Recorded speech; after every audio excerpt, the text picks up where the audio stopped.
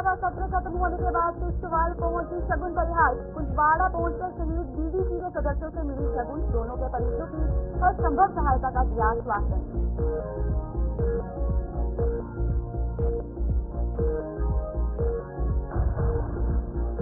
जम्मू कश्मीर अंतर्राष्ट्रीय सीमा पर उग रहे मोती। सांबा के चलियारा गांव में दो दोस्तों ने किया कमाल।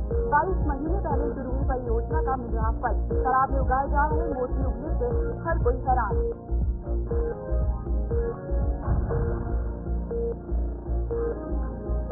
भाड़ा तहसील के 7 गांव में पानी की भारी किल्लत। पानी की सप्लाई की परियोजना का नहीं मिल रहा लाभ।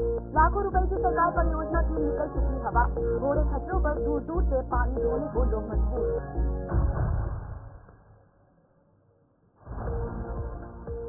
नमस्कार, जम्मू कश्मीर के खास बुलेटिन में आपका स्वागत है। मैं हूं आपके साथ तान्या वर्मा। तो चलिए शुरुआत करते हैं बुलेटिन की। जम्मू कश्मीर विधानसभा का पहला सत्र खत्म होने के बाद किश्तवाड़ की विधायक शगुन परिहार वापस किश्तवाड़ पहुंच चुकी है। किश्तवाड़ पहुंचते ही वे कुंजवाड़ा के लिए रवाना हो गई है, जहां के 2 विलेज डिफेंस गार्ड की आतंकियों ने हत्या कर दी थी और इन्होंने इन दिनों के परिजनों से मुलाकात कर उनके साथ सांत्वना जताई है। और इन दोनों विलेज डिफेंस गार्ड के शव सुरक्षा बलों के सर्च ऑपरेशन के दौरान 18 घंटों के बाद बरामद हुए थे। आपको बता दें कि जम्मू कश्मीर विधानसभा का पहला सत्र खत्म होने के बाद ही किश्तवाड़ के विधायक शगुन परिहार वापस किश्तवाड़ पहुंच चुकी है और किश्तवाड़ पहुंचते ही वह कुंजवाड़ा के लिए रवाना हो गई, जहां के 2 विलेज डिफेंस गार्ड की आतंकियों ने हत्या कर दी थी। तो चलिए हमारे साथ ईशान अजय शान जुड़ चुके हैं। बताइएगा कि इनको वेल इक्विप्ड क्यों नहीं किया जाता।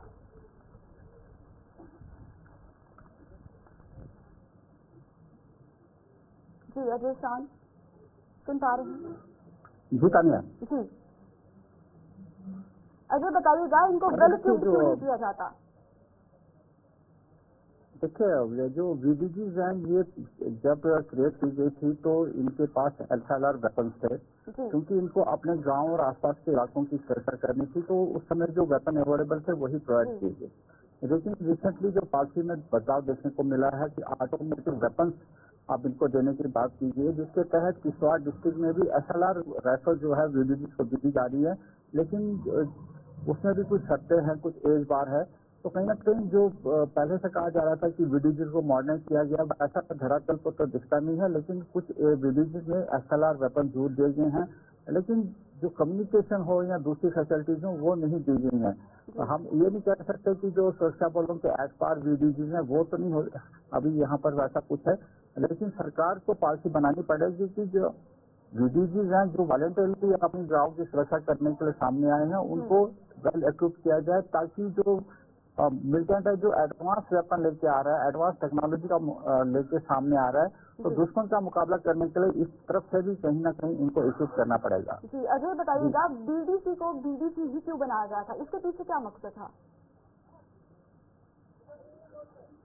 देखिए, पॉलिसी जब गृह मंत्रालय से इसको तय किया गया तो कुछ पॉलिसी मैटर्स होते हैं जिसके तहत के फैसले लिए गए, क्योंकि गृह मंत्रालय के अंतर्गत ही वीडीजी को सैलरी आती थी। पहले 3 एसपीओज को या 2 एसपीओज को वीडीसी के जो मेंबर होते थे उनको सैलरी आती थी और वो बाद में बांटते थे।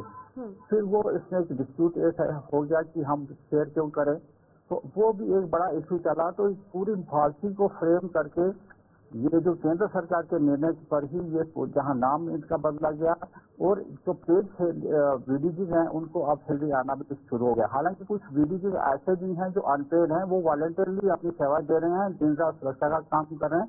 लेकिन अब उधर से भी मांग उठ रही है कि उनको भी वेल इक्विप करने के साथ साथ उनको भी कहीं ना कहीं आरक्षण दिया जाए। जी अजय, बीडीजी क्या आतंकवादियों के लिए एक सॉफ्ट कॉर्नर बन चुका है इस समय? देखिए, वीडीजी सॉफ्ट कॉर्नर नहीं है। वीडीजी हमेशा से ही एक चुनौती आतंकियों के लिए रही है।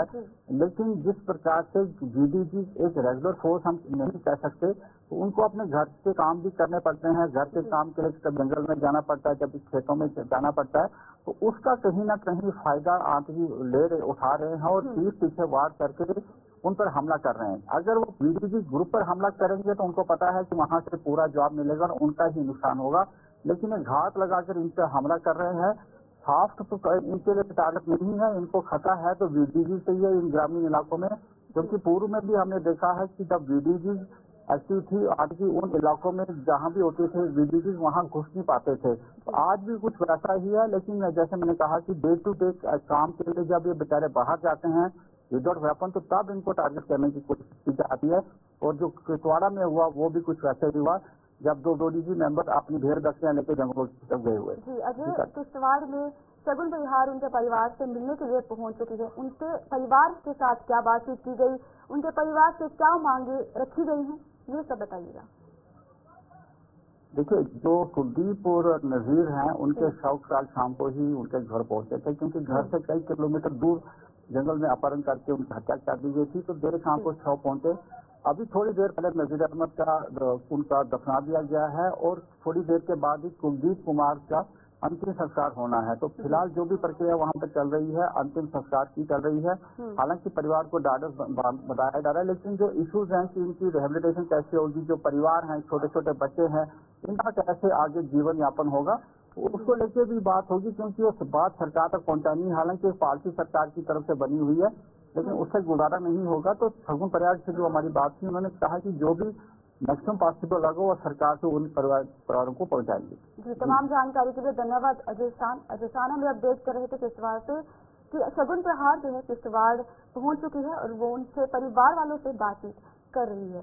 क्या कुछ बात की जाएगी, क्या परिवार वालों की मांगे रखी जाएंगी, उन मांगों को बिल्कुल पूरा किया जाएगा। तो फिलहाल बढ़ते हैं अगली खबर की ओर। जम्मू कश्मीर में पहली बार मोतियों की खेती की जा रही है। जम्मू संभाग के सांबा जिले के सीमावर्ती सिलियारी गांव में दो दोस्तों ने यह कमाल कर दिखाया है। इन दोनों ने 22 महीने पहले इस परियोजना की शुरुआत की थी और जिस पर अब तक 70 लाख रुपए खर्च किए जा चुके हैं। आपको बता दें जम्मू कश्मीर में पहली बार मोतियों की खेती की जा रही है और जम्मू कश्मीर में यह पहली बार हुआ है कि मोतियों की खेती जो है वो की जा रही है। और जम्मू संभाग में सांबा जिले में सीमावर्ती सिलियारी गांव में दो दोस्तों ने यह कमाल कर दिखाया है। ऋषि खजूरिया हमारे साथ हमारे संवाददाता जुड़ चुके हैं। ऋषि, इस पर अपडेट दीजिएगा। बिल्कुल, मैं आपको बता दूं कि अगर सांबा जिला की बात करें तो अंतर्राष्ट्रीय सीमा का इलाका चलियाड़ी गांव, यहाँ पर पहली बार आप कह सकते हैं कि जम्मू कश्मीर में ये खेती हो रही है मोतियों की, और ये सांबा जिला की अंतर्राष्ट्रीय सीमा पर हो रही है। तो एक बड़ा ही एक बेहतरीन कदम जो है वो दो दोस्तों ने उठाया है, जिसमें यूट्यूब पर इन्होंने सर्च करना शुरू कर दिया और इनके माइंड में ऐसा था कि हम कुछ ऐसा अलग करें, कुछ ऐसा अलग कंसेप्ट लेके आए जो यहाँ पर ना हो। उसी को लेकर इन्होंने जब इस पे सर्च करना शुरू किया तो इनको एक आइडिया आया कि क्यों ना यहाँ पर मोतियों की खेती की जाए। और ये जम्मू कश्मीर में पहली बार हो रहा है कि पर्ल फार्मिंग यहाँ पर शुरू अब हो चुकी है। 22 महीने पहले ये प्रोजेक्ट शुरू हुआ, 70 लाख रुपए की लागत से ये प्रोजेक्ट शुरू हुआ और अब इसमें धीरे धीरे जैसे जैसे वक्त गुजर रहा है वैसे वैसे आने वाले दिनों में यहाँ पर मोतियों की जो पैदावार है वो हमें देखने को मिलेगी। यानी मोती कुछ दिनों के बाद निकलना शुरू हो जाएगा, जिसको लेकर काम इन दोनों दोस्तों ने शुरू कर दिया है। ये दोनों रिटायर्ड आप कह सकते हैं कि व्यक्ति हैं, जिसमें एक पुलिस डिपार्टमेंट से रिटायर हुए हैं व्यक्ति और दूसरे माइनिंग डिपार्टमेंट से रिटायर हुए हैं। तो जो इनकी जमा पूंजी थी वो इन्होंने यहाँ पर लगाई है और यहाँ न सिर्फ प्रोजेक्ट लगाया बल्कि कुछ लोगों को रोजगार भी दिया है। तो मैं यही कहूंगा कि जो अंतर्राष्ट्रीय सीमा का इलाका चलियाड़ी, यहाँ पर कुछ वक्त पहले लगातार फायरिंग होती थी, पाकिस्तानी गोलाबारी यहाँ पर होती थी, लेकिन अब वक्त बदला है, माहौल शांत है और यहाँ पर लोग अपने अपने कामकाज में व्यस्त हैं, खेती बाड़ी की तरफ ध्यान दे रहे हैं, गेहूं की धान की फसल उगा रहे हैं। लेकिन इसी के चलते एक अनोखी खेती जो कि पर्ल फार्मिंग की खेती यहाँ पर शुरू हुई है। एक्सपीरियंस कैसा रहा इसमें?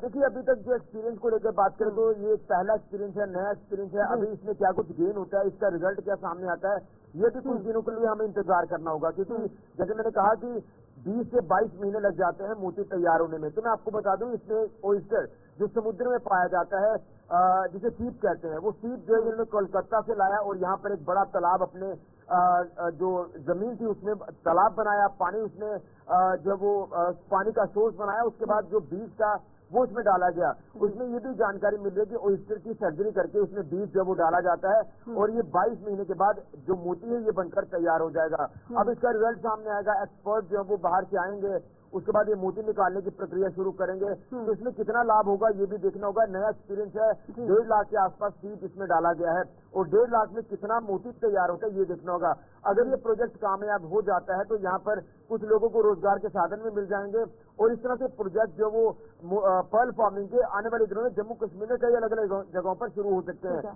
पहला एक्सपीरियंस अब देखना यह है कि इसका रिजल्ट क्या सामने आता है, लेकिन एक अनोखी शुरुआत दो दोस्तों ने मिलकर की है, जो कि सांबा जिला के अंतर्राष्ट्रीय सीमा के गांव चलियाड़ी में ये पर्ल फार्मिंग की खेती ये बताइएगा कि 70 लाख रुपए खर्च किए जा चुके हैं, क्या सरकार की तरफ से भी कोई मदद दी गई है? देखिए, अभी तक सरकार की तरफ से तो कोई ऐसी मदद नहीं है, क्योंकि जैसे मैंने कहा कि ये पहली बार ऐसा हो रहा है जम्मू कश्मीर के इतिहास में। अब ये दोनों व्यक्ति जो है, जो ये पर्ल फार्मिंग का काम शुरू कर चुके हैं, इनका ये भी कहना है कि इसमें अलग अलग विभागों के अधिकारी भी यहाँ पर विजिट कर रहे हैं। वो चाहते हैं कि इसमें कोई सब्सिडी का कोई ऐसा प्रावधान बनाया जाए ताकि सरकार की तरफ से, प्रशासन की तरफ से इनको कोई मदद जो है वो फाइनेंशियली तौर पर मिल जाए और इस प्रोजेक्ट को वो बड़े लेवल पर जाकर जो वो इसमें काम करें, लोगों को रोजगार दें। ये आने वाले दिनों में तभी चीजें पॉसिबल हो सकती हैं जब इसमें कामयाबी मिलेगी, यानी इसमें उनको कोई अच्छा रिजल्ट सामने अगर मिलता है तो इसमें मुझे लगता है कि सरकार भी इंटरवेन करेगी, प्रशासन इंटरवेन करेगा और इनको उक्त तौर पर जो मदद है वो मुहैया कराई जाएगी प्रशासन की तरफ से। जी ऋषि, बताइएगा कि दो भाई मिलकर मोतियों की खेती कर रहे हैं, तो क्या इससे रोजगार भी बढ़ेगा? क्या दूसरे किसानों को भी रोजगार मिलेगा इसमें? देखिए, बिल्कुल, जैसे इन्होंने जब ये प्रोजेक्ट शुरू किया था तो इसमें जब इन्होंने जमीन के अंदर डिगिंग करना शुरू किया या इसमें जो अलग अलग तरह के जो इक्विपमेंट्स लगाए गए हैं, टर्बाइन लगाए गए हैं, तो ऑब्वियस सी बात है कि उन लोगों को रोजगार मिला है जो इस प्रोजेक्ट के साथ जुड़े हैं। जैसे मैंने कहा कि अगर प्रोजेक्ट कामयाब हो जाता है तो आने वाले दिनों में कुछ और लोग जो वो इस प्रोजेक्ट को शुरू करेंगे। कुछ लोग इन दोनों दोस्तों से संपर्क कर रहे हैं, अप्रोच कर रहे हैं कि हमें भी गाइड किया जाए कि किस तरह से प्रोजेक्ट की शुरुआत करनी है। तो ये उनको ये कहते हैं कि कुछ दिनों तक आप वेट करिए, कुछ दिनों में रुकिए, जब रिजल्ट इसका सामने आएगा हमें देखना है कि 1.5 लाख सीट का कितना मोती तैयार होता है। अगर तो इसमें वो कामयाब हो जाते हैं तो फिर बाकी लोगों को भी ये गाइड करेंगे कि आप यहाँ पर प्रोजेक्ट लगाए। देखिए, प्रोजेक्ट लगाने में किसी तरह का कोई नुकसान नहीं है, वो किस तरह से, क्योंकि पानी की कमी यहाँ हमारे इलाके में नहीं है, इसी के साथ जमीन की भी कमी नहीं है, लेकिन इसमें दिक्कत ये है कि बर्फ नहीं पड़नी चाहिए। बाकी हर मौसम की जो परिस्थितियां हैं वो सीप जो है वो ढाल लेता है और सीप इसमें बीज जो है वो तैयार करता है। तो आने वाले दिनों में ऑब्वियस सी बात है, जब प्रोजेक्ट लगेंगे तो लोगों को रोजगार मिलेगा, लोग धान गेहूं की फसल के साथ इस तरफ की पर्ल फार्मिंग जैसी खेती की तरफ भी अपना रुझान बढ़ाएंगे और जम्मू कश्मीर में एक नया इतिहास है वो लिखा जाएगा आने वाले दिनों में। जी, तमाम जानकारी के लिए धन्यवाद ऋषि खजूरिया, सांबा से हमें अपडेट कर रहे थे। तो चलिए अब बढ़ते हैं अगली खबर की ओर। डोडा के भाला तहसील के 7 गांवों के लोग पीने के लिए पानी का बंदोबस्त करने के लिए जद्दोजहद कर रहे हैं और इस तहसील में पानी की सप्लाई के लिए कुछ साल पहले लाखों रुपए खर्च कर पानी के टैंक का निर्माण किया गया था, लेकिन ये टैंक अब सफेद हाथी साबित हो रहा है और इस टैंक से पानी की सप्लाई न होने पर लोग घोड़े खच्चरों पर दूर से पानी ढोने को मजबूर हो रहे हैं। जो सरकारी योजना के तहत यहाँ पाइपलाइन बिछाकर और टैंक बनाकर लोगों को सुविधा देने की कोशिश की गई थी, उस योजना की हवा निकल चुकी है और जल शक्ति विभाग इसका कोई संज्ञान नहीं ले पा रहा है।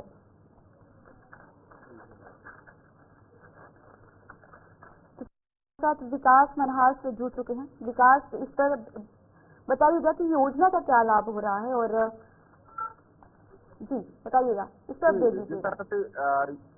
ये मामला जो है तहसील भाला के अंदर 30 किलोमीटर डोडा डिस्ट्रिक्ट से दूर है और जहाँ पर 7 गांव के लोग जो है पानी की एक बूंद के लिए तरस रहे हैं। यहाँ पर उनको खच्चर घोड़ों से पानी लाना पड़ता है या फिर खुद पैदल कई कोसों दूर जाने के बाद पानी उठाकर अपने घरों तक लाना पड़ता है। ऐसे चाहे फिर स्कूल के उनको बच्चों को भेजना हो या फिर खुद को पानी लगता हो, काफी मुश्किलात का सामना कर रहे हैं। एक तरफ सरकार ने इनको वाटर टैंक वहाँ पर बनाकर दिया है, पाइपलाइन बिछाकर दी है कई लंबे समय से, लेकिन यहाँ पर कोई भी पानी की फैसिलिटी अवेलेबल नहीं है। ऐसे में कई बार खेती विभाग या डिस्ट्रिक्ट एडमिनिस्ट्रेशन की ये दरवाजे खटका चुके हैं, कम से कम पानी इनको मिल जाए, क्योंकि जाई डेली से इनको पानी आना था, वो पानी की स्कीम इनको मिल जाती थी तो ये लोग जो है आज पानी से अपने घर बाहर चला सकते थे या फिर जो भी चीजों की पानी की जरूरत होती है तमाम पूरी कर सकते थे। लेकिन काफी लंबे समय से ये लोग जो है दिक्कत का सामना कर रहा है और कोई भी इनकी सुनवाई नहीं कर रहा है। जी विकास, बताइएगा कि जो हर घर योजना जो चलाई गई थी और उसका क्या लाभ मिला है, उसका लाभ मिला है कि नहीं मिला है? देखिए, हर घर जल और नल की जो बात करने वाले खोखला दावा है लोगों की वहाँ पर नल तो है, लेकिन जिस नल में जल होना चाहिए वो प्रॉपर तरीके से इन लोगों के घरों में नहीं है।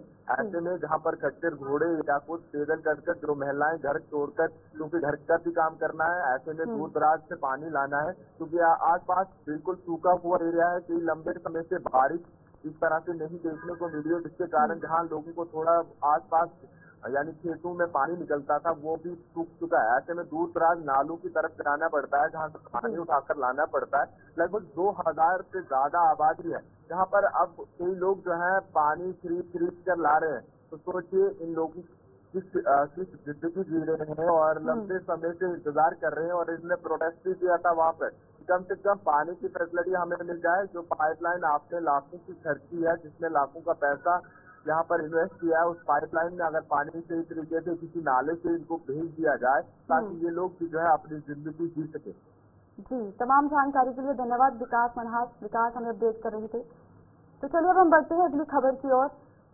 डोडा में ही जल शक्ति विभाग की एक और बड़ी लापरवाही सामने आई है। डोडा में घट रोड पर ITI के नजदीक विभाग द्वारा बिछाई गई पीने के पानी की पाइपें गंदगी में धंस चुकी है। आलम यह है कि लोगों के घरों में गंदा पानी सप्लाई हो रहा है और इसके बावजूद जल शक्ति विभाग के अधिकारी लंबे ताने सोए हुए हैं। तो चलिए हमारे साथ वसीम गट्टू हमारे संवाददाता डोडा से जुड़ चुके हैं। वसीम, बताइएगा कि जल शक्ति विभाग जो दावे करता है वो फीसदी क्यों साबित हो रहा है? बिल्कुल, देखिए आपकी जानकारी के लिए बताना चाहेंगे, जिला डोडा का जो नगरीय इलाका है ITI के बिल्कुल सामने वाला जो रास्ता है वहाँ की तस्वीरें आप देख लीजिए कि किस तरह की कंडीशन बनी हुई है। एक तरफ से जल शक्ति डिपार्टमेंट बड़े बड़े दावे कर रहा है और जमीनी सतह के हालात उनके आप देख लीजिए कि किस तरह की डिपार्टमेंट पीछे की तरफ आ रहा है और कंसर्न महकमे के लोगों को बिल्कुल भी इस तरह का कोई खौफ नहीं। इलाके के अंदर कोई भी आफत आ सकती है और बीमारी का शिकार लोग हो सकते हैं। ये गंदगी आज सुबह की तस्वीरें हैं, आज सुबह विजुअल्स हैं जहाँ पे आप देख रहे हैं कि गंदगी के अंबार लगे हुए हैं। वहीं पे CAT डिपार्टमेंट की पाइपें वहाँ पे लगी, यानी कि जल शक्ति डिपार्टमेंट की ये पाइप्स वहाँ पे लगी हैं और ये पानी जो है लोगों के घरों तक पहुँचता है। और लगातार इस तरह की तस्वीरें अलग अलग इलाकों से हमने जल शक्ति डिपार्टमेंट को दिखाई, मगर जमीनी सतह पर उनका किस तरह का काम है। और डिपार्टमेंट का ये कहना होता है कि हम लोगों को पानी प्रोवाइड करते हैं, तो सही तरीके से लोगों को पानी पहुंचता है। और लोगों का इल्जाम ये भी है पिछले कुछ टाइम से कि लोगों को पानी नहीं मिलता है और लोगों को पानी खींच के अपने घरों तक पहुंचाना होता है। तो ये तस्वीरें जिला डोडा की हैं और एडमिनिस्ट्रेशन बिल्कुल भी पूछने का नाम इनको नहीं ले रही। अगर एडमिनिस्ट्रेशन इन पर नकेल कसती तो मुझे लगता है आज के टाइम में लोगों को सवालों के घेरे में एडमिनिस्ट्रेशन को लोग नहीं लाते और खास करके जो कंसर्न महकमा CAT डिपार्टमेंट है उसको नहीं लाते। तो ये तस्वीरें हैं जिला डोडा की और अलग अलग एरिया से लोग। ये बताइएगा जो पाइप दिखाई गई है उस पर कोई काम क्यों नहीं किया गया? गंदा पानी किस तरीके से घुसता है वहाँ पे? देखिए, ये पाइप जो है वो टूटी हुई है और जो गंदा पानी जो ड्रेनेज सिस्टम पर जो भी गंदा पानी है वो लोगों के घरों तक पहुंचता है। और जब भी बारिश वगैरह होती है तो उससे ऑटोमेटिकली ये पानी जो है लोगों के घरों तक पहुंचता है। लास्ट टाइम एक शख्स बता रहा था कि मेरे घर में गंदगी पूरी पहुंच गई, जो भी ड्रेनेज सिस्टम में गंदगी होती है। जब पानी काफी ज्यादा इस रास्ते पे चढ़ा और ड्रेनेज सिस्टम में जब पानी बारिश की वजह से चढ़ा तो ऑटोमेटिकली वो पानी जो है लोगों के घरों तक पहुंचा। तो बीमारी यहीं से स्टार्ट होती है। पिछले दिनों आपने देखा डेंगू कितना ज्यादा बढ़ चुका था और देख रहे हैं कि नई कोई बीमारी दस्तक न दी चुनाव क्षेत्र के अंदर। और कहीं ना कहीं जो डिपार्टमेंट है यानी कि जल शक्ति महकमा है उस पर सवाल उठे। और ये एक ही इलाका नहीं है, भद्रवाह के इलाके जो चक्का का इलाका है वहां से भी इस तरह की खबरें आई थी कि कंसर्न महकमे के लोग सही तरीके से ड्यूटी नहीं देते हैं, यानी कि लोगों को जो पानी उनको देना चाहिए था उनको नहीं देते हैं, बहानेबाजी की जाती है। हालांकि कंसर्न जेई को भी बताया गया और उसके बाद भी जमीनी सतह के हालात उनके नहीं सुधर रहे। वही तस्वीरें जिला डोडा की भी है। जिला डोडा के अंदर भी लोगों को ठगा जा रहा है, उनको बताया जा रहा है कि कल सुबह परसों दिन ब दिन उनको आगे की डेट दी जा रही है, आपके इलाके के अंदर पानी को सुधारा जाएगा। और शहर के अंदर आप देखेंगे, ये बताइएगा कि गंदा पानी पीने से जो लोग बीमार होंगे उसका जिम्मेदार कौन होगा?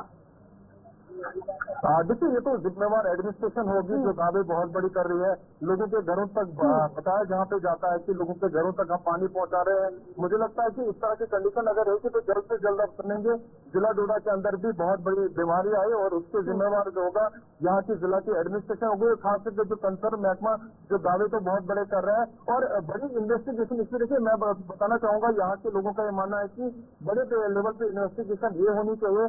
बहुत सारे लोगों को इनलीगल कनेक्शन दिए गए हैं, तो इनलीगल कनेक्शन जो दिए गए हैं इन्वेस्टिगेशन टीम यहाँ पे आनी चाहिए जिले के अंदर, वो देखनी चाहिए किस किस शख्स को इनलीगल कनेक्शन दिए जो जान पहचान वाले लोग हैं उनको पानी मिल रहा है और जान पहचान वाले जो लोग नहीं है उनको आज की डेट में आप देखेंगे बहुत कम पानी मिल रहा है। तो मुझे लगता है जो बाकी सारी अथॉरिटीज है उनको देखना चाहिए, जमीनी सतह पे उनको जाना चाहिए और जहाँ जहाँ से भी उनको कंप्लेंट आ रही है वो उससे हल निकालना चाहिए, बीच का रास्ता निकालना चाहिए और उन लोगों पे नकेल कसनी चाहिए जो जिम्मेदार लोग हैं और जिन लोगों ने इस तरह का काम किया हुआ। जी तमाम जानकारी के लिए धन्यवाद वसीम गट्टू। वसीम हमें डोडा से अपडेट कर रहे थे। तो चलिए अब हम बढ़ते हैं अगली खबर की ओर। मौजूदा समय में डेंगू और टाइफाइड के साथ साथ अब वायरल बुखार के मामले भी सामने आने लगे हैं और अभी ठंड हालांकि चरम पर नहीं पहुंच पाई है, लेकिन मौसम में हो रहे बदलाव से कुछ हद तक ठंड का एहसास होने लगा है और लोग वायरल बुखार की चपेट में आने लगे हैं। डॉक्टर की माने तो आने वाले 10 से 15 दिनों में डेंगू खत्म हो जाएगा, लेकिन वायरल बुखार के मामले बढ़ सकते हैं। डॉक्टरों ने लोगों को वायरल बुखार से बचाव के तौर तरीके बताते हुए इन पर अमल करने का आह्वान किया है। साथ ही साथ इस समय आपको जो डेंगू का भी फीवर जो है वो मिल रहा है, इसी तरह टाइफाइड का फीवर जो है लोगों में लोग बड़े ग्रस्त हो रहे हैं सब चीज़ों से। पर जो वायरल फीवर है वो बड़ा इस समय उसका जो इंसिडेंस है बड़ा हाई है। तो वो मैं ये मानता हूँ उसके पीछे जो रीज़न है कि अभी लोगों ने पूरी तरह से जो है ट्रांजिशन नहीं किया है, कपड़े अभी वही चल रहे हैं, मतलब अपना कुछ लोग पंखा लगाते हैं, कुछ लोग नहीं लगाते हैं। तो वो जो मतलब चेंज ऑफ वेदर हो रहा है वो वनरेबल करता है और मतलब हर इंसान को वनरेबल करता है वायरल फीवर। और अगर इंसान प्रिकॉशन नहीं ले रहा है, कपड़े प्रॉपर नहीं पहन रहा है और हवा से मतलब हवा लगती है उसको जब एक्सपोजर होता है, इसी तरह अगर उसकी इम्यूनिटी डाउन है, जहाँ पर कोई ऑलरेडी ही कोई एलर्जिक डिसऑर्डर से वो ग्रस्त है, या COPD या अस्थमा से ग्रस्त है, वो और भी ज़्यादा उसकी वनरेबिलिटी जो है बढ़ जाती है। तो आज की डेट में यही बोलूँगा कि डेंगू एंड वायरल फीवर और एंटेरिक फीवर वो इस समय ज़्यादा मतलब देखे जा रहे हैं। और लोगों से मेरी यही गुजारिश रहेगी कि अपना खान पीन और अपना जो ठंडा पानी, cold drink, soda, ice cream, beverages हैं उसको इस पीरियड में खासकर अवॉइड करें। और इसी तरह जो क्लोथ है, एडिक्वेट क्लोथ बोलूँगा मैं, अभी तो नहीं बोलूँगा वार्म क्लोथ, लेकिन एडिक्वेट क्लोथ जो है वो जरूर पहने। और दूसरा है कि डाइट का अपना ध्यान रखें, डाइट भी अपनी अच्छी रखें जिसमें आपकी इम्यूनिटी बढ़े। और डेंगू का भी जो रोकथाम है उसके लिए भी मैं बोलूँगा कि अब पीरियड जो डेंगू का है वो टूवर्ड्स डाउनवर्ड सर्ज है। नेक्स्ट 15 डेज या 10 डेज की अगर हम बात करें तो जाते जाते चला ही जाएगा और इंसिडेंस कुछ कम भी होने की तरफ है, लेकिन अभी भी उसका जो प्रकोप है वो बना हुआ है। तो डेंगू की भी जो है पूरी रोकथाम जो करनी है, साफ सफाई रख रखाव अपना जो करना है वो पूरा करें ताकि आप डेंगू के भी फीवर से जो है वो बच सकें और एक हेल्दी बिश्नाथ वार्ड नंबर 1 की हालत बद से बदतर हो रही है और इस वार्ड में गंदे पानी की निकासी की व्यवस्था न होने से लोगों का घरों में बाहर निकलना भी मुहाल हो रहा है। आलम यह है कि कई बुजुर्ग भी बीच रास्ते गिरकर घायल हो चुके हैं और इसके बावजूद म्यूनिसिपल कमेटी के अधिकारी और जनप्रतिनिधि लंबी ताने सोए हुए हैं। स्थानीय लोगों के मुताबिक कोई भी उनकी समस्या का हल नहीं कर पाया है और आलम यह है कि ग्राहक भी दुकानों पर आने से अब कतराने लगे हैं। इतनी गंदगी है, सभी बोल रहे हैं आप ये इतने बड़ी सिटी में रहते हो तो इतना गंदा यहाँ पे। कल तो हमारी एक माता जी है वो गिर गई है पानी में, उनके घुटने वगैरह छिल गए हैं। तो ये वार्ड नंबर 1 का ये हाल है, पूरा पानी रोड पे जा रहा है। ये तो कोई तरीका नहीं है, जब वोट लेने होते हैं सभी आ जाते हैं। आपको डेवलपमेंट करनी चाहिए, ये नहीं है कि बोलना हम ये करेंगे वो करेंगे, बड़े बड़े बातें तो सब करते हैं, कोई पूरा करके दिखाए तो हम माने ना। म्यूनसिपल कमेटी वाला इतना बड़ा डिपार्टमेंट बनाया, किस लिए बनाया? अगर काम ही नहीं करना तो उसको बंद करो।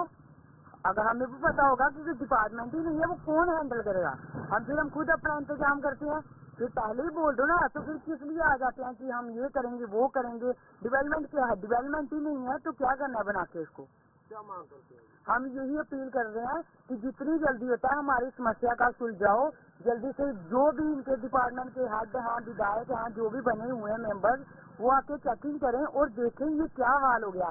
मैं बोल रही हूँ डिपार्टमेंट वालों को, म्युनिसिपल कमेटी वाली जो भी हेड है वो आके देखें, वो यहाँ से निकल के जाए। मैं बताती हूँ कि वो कैसे चप्पल डाल के बीच में घूम सकती है क्या। मैं दुकान इतने कोल गया मेरी जिथे सारी समस्या दसी है, तो मेरे कस्टमर जो बाहर दू आ देना साढ़े बिश्नाह की इन्नी ज्यादा बेइज्जती करा देना, इन्नी ज्यादा कि मैं भी सुनी अपने अंदर की मिसकी आखा कि मैं इनके कोल जावां गल करा, तो मेरे कन्नै 2-4 बंदे होंगे। चलो मीडिया वाले का बड़ा शुक्र है कि अज पुज्जी है ना, तो तुम आपू भी दिक्खी सकते, सारा व्यू तुसें लब्भी जाना इस वीडियो में कि बिश्नाह बार नंबर की हालत है। तो शर्म आती है सानू कि हाँ आखने असें आखते आपू कि असें बिश्नाह बार नंबर 1 च रौह्ने। बाकी तुसें जी आपू पता है कि हाँ भाई सारे आंदे न, हूँ वोटिंग हुई है पिछे, घर घर आए ना कि मैं तुहाडी गली च ये करगा, मैं वो करगा। पहला नंबर ते तुस आपू को दिखो, कोई भी आवे जेड़ा इस वेले जित्ते आया जां कोई भी आ, इस गली च नंगिए दिखे कि हाँ भाई उसी किहो जिहा फील हुंदा ते बिश्नाह की चीज़ है ते केह् बनाए दा है। असें जी मिलदी अपने चलिए जम्मू कश्मीर के इस खास बुलेटिन में इतना ही। मुझे दीजिए इजाजत। नमस्कार।